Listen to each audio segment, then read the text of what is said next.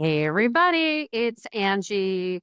John and I have been talking about what would be most beneficial for you all.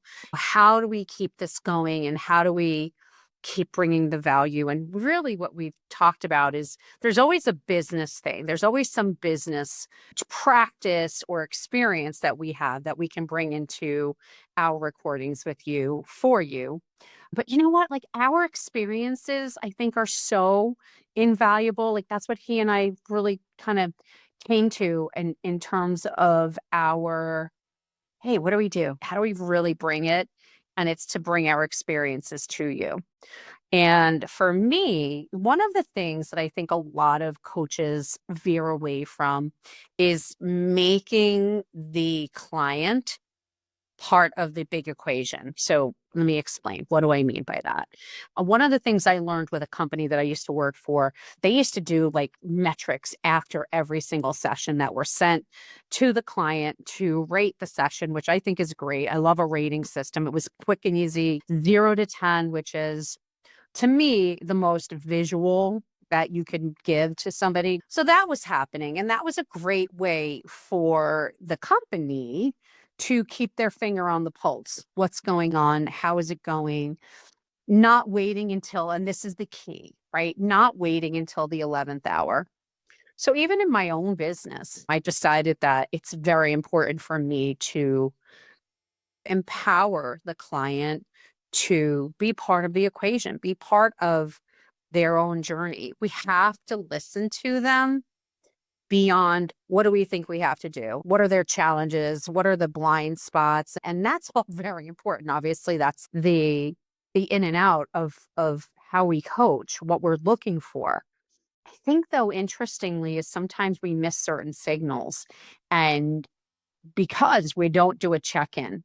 We wait, and I hope that you're doing something at the end of an engagement, sending out some type of a survey to them and say, "Hey, I want you to be completely honest. It's not to give myself a pat on the back or for you to pat me on the back. These are the tools that I as a coach use to be better, to just become better." Now, obviously as a coach, we should all be doing things actively and consistently that are going to expand us as coaches. At the same time, we have to listen to the market. And the market, those are the people that have chosen to already work with us. They've already put their faith into us. And hopefully, right, we're hopefully giving them a great return on their investment because they're looking for that. This is their money, their income, their hard earned cash, if you will. And that's what they're looking for. So, what are the practices? I mean, I think, first of all, putting some type of metric into practice before the end is like it's just the no-brainer. It should be done. Now, does that mean that you do a rating at the end of every session? Perhaps. Do you do it perhaps like in thirds, like at the third of the way through, two-thirds, and then you're finally at the end? And why do we do that? You can do that. You can do anything you want. You can do a halfway point, depending if they have like a shorter engagement. I do think the longer the engagement, the more often you should have the check-ins. Even if it's just 5 minutes and you say, "Hey, Angie, hey, John, I just wanted to reach out before we end today's session. It's really important for me to know what really resonates with you. Do you like the more cheerleading? Do you want me to be a little more tough on you, a little more probing?" Ask them what they want. They may still not yet know, and that's okay. And just say, be prepared to talk about that at our next session. I think in the moment, it's hard for people to answer. So if you give them these kind of probing questions at the end of a session and say, and just be prepared, I'd like to discuss that for 5 minutes when we come into our next session. It's really important that we empower them. That's what you will be doing. So again, you could send them a 0 to 10.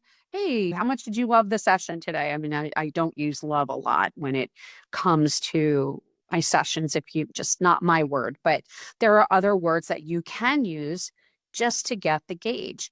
And it can change. So if you wanted to do something every week, you could actually ask a different question every week.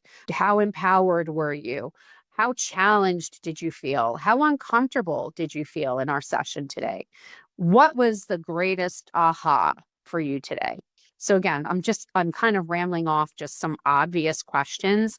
And the reason that I think there's a value in asking a different question every week is, and you want to be very strategic about it. You don't want to just randomly pick questions, but you want to start getting that broader idea of what is actually helping the client. They may not know. They are not, well, maybe they are, but generally they are not coaches themselves. And even if they are, that self-awareness is challenging because we're always human first. So maybe that is a way that you could do it, is to ask some questions to ensure that they are part of the process, that you are truly understanding them.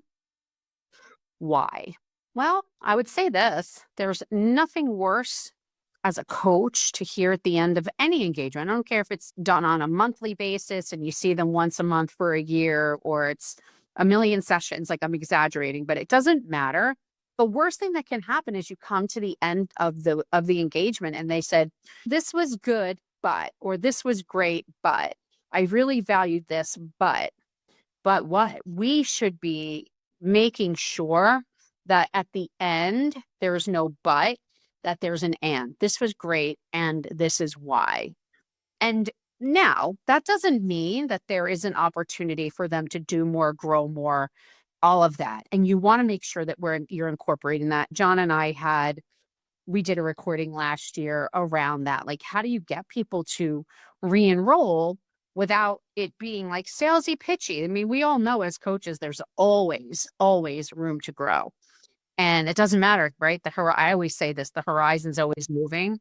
So if that's the truth, then we need to understand that there's always that opportunity. So with that in mind, and not to turn their necessity of coaching into like a gimmicky, salesy thing. I'm just not that person. Bad, very bad. But that's another recording for another time. But it's okay to look for the challenges and say, if you're coming to that final session, if you had more coaching ahead of you, what would you love to focus on? What would be your primary focus given the journey we've already been on? Because hopefully they're not at session XYZ, right? The end of the engagement, that they're grown since then and they have a broader lens from which they are looking at themselves, their lives, whatever.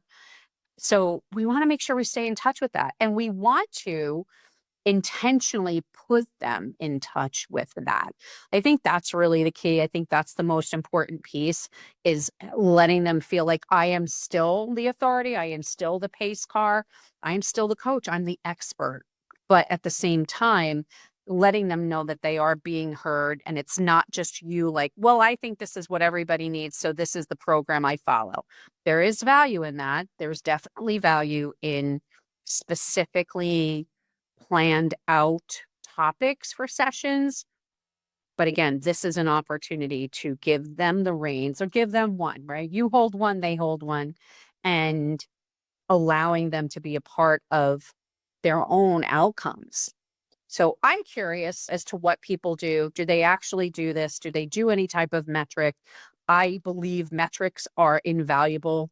And again, we can even talk about other ways in another episode. We can talk about ways to kind of analyze how well the coaching is actually going, beyond saying, Angie, that was great and I loved it and it was all of these wonderful things. Like, we want to put some more specific metrics to that. So we'll talk about that another time.